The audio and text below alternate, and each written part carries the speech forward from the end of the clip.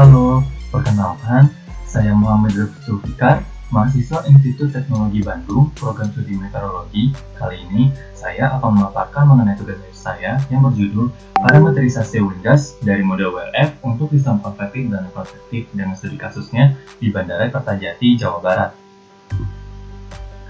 Berlatar belakang dari potensi dan bahaya di mana Indonesia sangat rentan terhadap bencana hidrometeorologi. Bahkan, menurut BNPB dari tahun 2002 sampai 2016, frekuensi bencana ini meningkat sebesar 16 kali. Salah satu faktor yang memengaruhinya adalah wind gas. Menurut WMO, wind gas direpresentasikan dengan nilai maksimum selama siklus pengamatan dari kecepatan angin yang umumnya per 3 detik. Hal menariknya adalah ketika kecepatan angin rata-rata anginnya rendah, wind gas bisa saja mencapai nilai yang signifikan. Contohnya seperti tabel pada pukul 00.20, wind speed yang tercatat adalah 4, sedangkan wind gas yang tercatat adalah 12. Sehingga penggunaannya hanya kecepatan angin rata-rata tidak dapat dijadikan acuan dan kebutuhan yang menggunakan analisis dan prediksi angin. Salah satu cara dalam memodelkan wind gas secara ekonomis komputasinya yakni menggunakan model skala Meso. Namun, ketika model yang digunakan, energi containing turbulent eddy terlalu kecil untuk dapat dimodelkan, sehingga wind gas perlu diparametrisasi. Berbagai penelitian mengenai parametrisasi wind gas telah dilakukan, seperti di Uruguay, di Eropa, ataupun di Sana Ana, Amerika Serikat. Di Indonesia sendiri, parametrisasi ini belum banyak dilakukan penelitiannya. Hal yang menjadi kendalanya adalah prediksi angin pada umumnya sensitif terhadap berbagai variasi faktor model. Seperti Indonesia yang berbeda secara karakter iklim dan cuaca atau bentukan lahan atau topografinya berbeda dengan 3 lokasi tersebut. Sehingga ketika parametrisasi ini digunakan, belum tentu dapat merepresentasikan wind gas di Indonesia. Sehingga parametrisasi wind gas tadi juga perlu diuji di Indonesia. Salah satu lokasi yang cocok untuk dilakukan pengujian adalah di Kertajati, di mana rata angin dan variasi harian serta gas harian tinggi dibandingkan pengamatan lainnya di Jawa bagian barat. Dan itu observasinya di lapangan terbuka, sehingga pengaruh objek lingkungan sekitar seperti pepohonan ataupun lainnya dalam pengamatan dapat diminimalisir. Salah satu kendala dalam pemodelan wind gasnya selain itu adalah prediksi wind gas non-konvektif yang belum tentu dapat merepresentasikan wind gas akibat konvektif, sehingga wind gas juga perlu diuji pada 2 kondisi tersebut. Semua itu dirangkum menjadi rumusan masalah dan tujuan dari penelitian ini, yaitu menentukan skema parametrisasi wind gas yang terbaik untuk sistem konvektif dan atau non-konvektif di Kertajati. Wind gas sendiri dapat dibagi menjadi 2 proses, yakni akibat sistem non-konvektif ataupun konvektif. Wind gas non-konvektif sendiri merupakan hasil proses turbulensi di permukaan yang diakibatkan oleh gesekan dan atau geser angin. Hal ini terjadi ketika angin mengenai atau mengitari suatu objek seperti pohonan, atau dari gedung-gedung atau lorong-lorong, atau pegunungan. Sehingga kondisi topografi atau tutupan lahan mempengaruhi kejadian wind gas ini. Selain itu juga ada dari wind gas konvektif di mana terjadi sebagai kompensasi udara yang naik atau abrap akibat konveksi, yakni dengan adanya angin yang turun atau doldra dalam wilayah sel konvektif, dan dapat juga diikuti atau tidak diikuti oleh presipitasi. Sehingga keberadaan sel konvektif dan doldra mempengaruhi kejadian wind gas ini. Parametrisasi wind gas yang dilakukan dalam bulan ini berbeda dengan parametrisasi umumnya yang dilakukan dalam model skala Meso seperti WRF, seperti Microfisix, Cumulus, PBL, dan lainnya. Pada penelitian ini, prediksi wind gas dilakukan secara diagnostik dan non-interaktif, artinya kuantitasnya dihitung secara fisik, namun tidak memberikan feedback atau hubungan timbal balik terhadap variabel lainnya dalam model. Beberapa skema yang saya pakai yakni pertama dari skema TKE, di mana dengan asumsi distribusi kecepatan anginnya adalah distribusi normal, maka persamaannya dapat digambarkan sebagai berikut. Selanjutnya, saya menggunakan skema brochure, di mana estimasi wind gas ini mempertimbangkan energi dari partikel udara yang dapat mencapai permukaan. Energi ini dapat dikategorikan sebagai nilai maksimum dari wind gas yang kita ambil berdasarkan kecepatan angin rata-rata yang dilihat secara profil vertikal. Profil vertikal ini diambil sampai ketinggian ZP, di mana ZP ini memenuhi kondisi berikut. Selanjutnya ada dari skema hybrid, di mana merupakan skema gabungan dari TKE dan brochure, di mana penggunaannya bergantung terhadap stabilitas atmosfer. Ketika stratifikasi atmosfernya tidak stabil, maka akan menggunakan skema brochure, sedangkan pada stratifikasi atmosfer yang stabil, maka akan menggunakan skema TKE. Selanjutnya, digunakan skema HMF-NK atau non-konvektif, yakni perhitungannya berdasarkan resultan kecepatan angin sesaat atau instan dan hembusan angin turbulen yang bergantung pada stabilitas statis pada lapisan batas.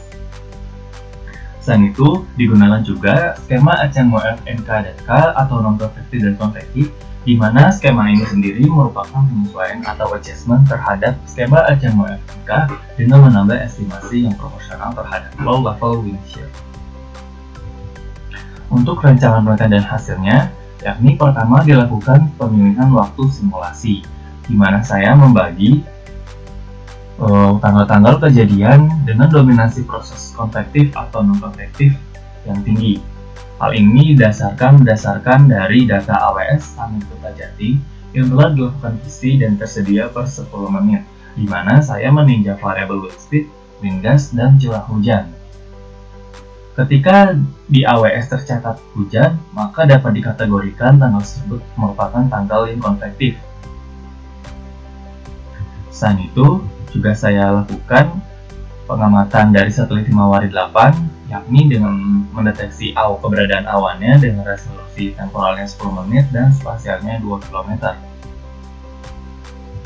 Satelit ini digunakan untuk mendeteksi jenis-jenis awan, khususnya thunderstorm atau cumulonimbus, di mana dengan menggunakan metode split window dari citra satelit Himawari 8 dengan meninjau brightness temperatur dari masing-masing kanal yang memenuhi threshold tersebut. Ketika kondisi tersebut dipenuhi, maka dapat dikategorikan bahwa awan yang terdeteksi merupakan awan cumulonimbus. Sehingga semua itu dapat dirangkum secara statistik dan digambarkan pada tabel, yakni dengan memilih 3 tanggal perwakilan untuk sistem konvektif dan non-konvektif.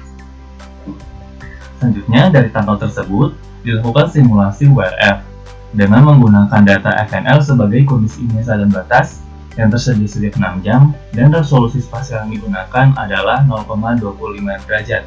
Di sini saya menggunakan 3 domain, dan resolusi temporal keluaran WRF yang digunakan yaitu 10 menit.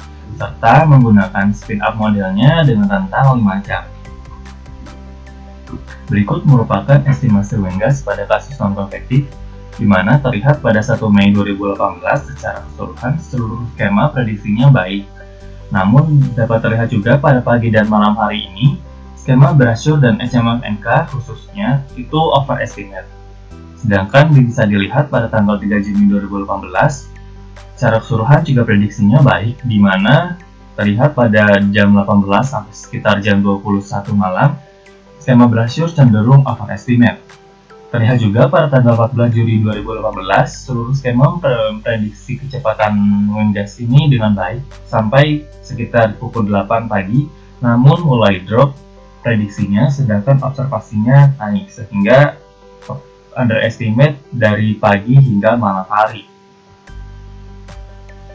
Hal ini dikarenakan pada prediksi wind speed atau kecepatan angin rata-rata dalam model itu sendiri yang tidak baik. Hal ini terlihat pada 1 Mei 2018, prediksinya ini memang overestimate sehingga menghasilkan beberapa skema juga overestimate. Namun terlihat pada skema TKE, meskipun prediksinya itu overestimate atau underestimate, skema ini dapat merepresentasikan wind gas dengan baik. Terlihat juga pada tanggal 14 Juli 2018, memang bahwa kecepatan angin rata-ratanya itu juga drop, sehingga prediksinya juga semuanya drop di pagi sampai malam hari. Selain itu, ditinjau juga estimasi wind gas pada kasus konvektif, di mana lingkaran-lingkaran ini merupakan waktu-waktu dengan dominansi akibat sistem konvektif yang tinggi mempengaruhi wind gas-nya. Terlihat pada tanggal 7 November 2018, prediksinya dapat merepresentasikan puncak-puncak wind gas tersebut. Namun terlihat juga pada tanggal 10 Desember 2018, tidak terlihat khususnya di pagi hari wind gas memprediksi puncak-puncak wind gas. Di sore hari, wind gas dapat digambarkan puncaknya, namun tidak setinggi observasi. Hal ini juga berlaku pada tanggal 21 April 2018. Hal yang menjadi penyebab dari over atau undernya dari prediksi yakni keberadaan downdraft yang dimodelkan. Dengan melihat vertical cross section kecepatan angin, terlihat bahwa memang di tanggal 7 November 2018 pukul 14.30 memang terlihat adanya downdraft. Namun terlihat 19.30 ini downdraftnya terlihat namun tidak sekuat yang di jam 14.30. Hal yang sama juga berlaku pada 10 Desember 2018 di mana di pagi hari jam 4.20 memang tidak terlihat adanya proses downdraft yang tergambarkan sehingga memang tidak ada puncak yang tergambarkan oleh prediksi. Namun terlihat pada 15.20 dan 16.10 proses ini terlihat namun secara keseluruhan tidak sebaik prediksi pada 7 November 2018 di mana di daerah kotak atau lokasi kajian ini terlihat profil vertikal angin yang signifikan yang dapat mempengaruhi prediksi wind gas. Berdasarkan verifikasi, maka terlihat berdasarkan RMSE, skema hybrid merupakan skema yang paling baik untuk sistem konvektif. Sedangkan pada wind gas non-konvektif, skema yang paling baik adalah skema TKE dan hybrid yang berbeda hanya 0,001. Terlihat juga dari korelasi yang paling baik adalah skema hybrid untuk sistem konvektif, sedangkan yang non-konvektif adalah skema TKE. Secara keseluruhan, berdasarkan mean error atau bias, memang pada prediksi konvektif ini cenderung overestimate, sedangkan pada prediksi non-konvektif cenderung underestimate. Dapat dikatakan secara sementara bahwa wind gas konvektif yang paling baik menggunakan skema hybrid, dan pada wind gas non-konvektif yang paling baik adalah skema TKE. Hal ini saya lihat tinjau kembali dengan melihat nilai angin ekstrimnya pada kasus non-konvektif, di mana pada persentil 95% jumlah kejadian tercatat pada observasi yakni sebesar 12,4 meter per second sebesar 17 kejadian. Di sini memang terlihat tidak ada jumlah kejadian yang dapat melebihi 12,4 meter per second pada tiap skema. Namun jika ditinjau lebih lanjut, skema yang terlihat paling mendekati dari masing-masing persentil observasi yakni skema Brasure dengan 8,9 meter per second dari 12,4. Sini juga terlihat pada persen 98%, 9,12 per 13,1. Namun jika ditinjau lebih lanjut, pada waktu-waktu wind gas observasinya di atas 95% observasi, yakni di atas 12,4 meter per second waktu-waktunya, terlihat bahwa RMSE yang paling akurat adalah yang skema TKE, sehingga dapat dikatakan secara keseluruhan bahwa yang paling baik dalam prediksi wind gas sistem non-konvektif yakni skema TKE. Selanjutnya, pada kasus konvektif terlihat pada persentil 95%-nya jumlah kejadiannya sebesar 21 dengan nilainya itu 7,1 meter per second. Di sini terlihat skema TKE, skema hybrid, dan juga skema ACMF-NKDK yakni prediksi lebih dari 21 kejadian. Namun jika ditinjau lebih lanjut, meskipun beberapa skema ini memprediksi lebih dari seharusnya, skema hybrid ini melihat 29 dari 21 kejadian di persentil 95%, namun di persentil yang lebih tinggi di 98%, di sini ada 5 dari 9 kejadian yang direpresentasikan dengan baik.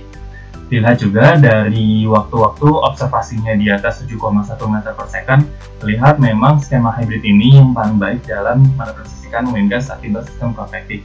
Maka disimpulkan memang skema hybrid merupakan skema yang paling baik untuk prediksi wind gas sistem konvektif.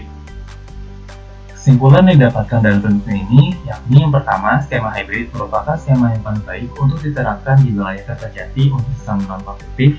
Skema hybrid merupakan skema yang paling baik untuk diterapkan di wilayah Kertajati untuk sistem non-konvektif. Namun pada penggunaan prediksi Wingate secara keseluruhan yang melibatkan kondisi konvektif dan non-konvektif, skema hybridlah yang merupakan skema hybrid untuk diterapkan di wilayah Kertajati karena menggabungkan skema TKE yang baik dalam prediksi non-konvektif juga. Berikut merupakan dasar pustaka yang saya gunakan.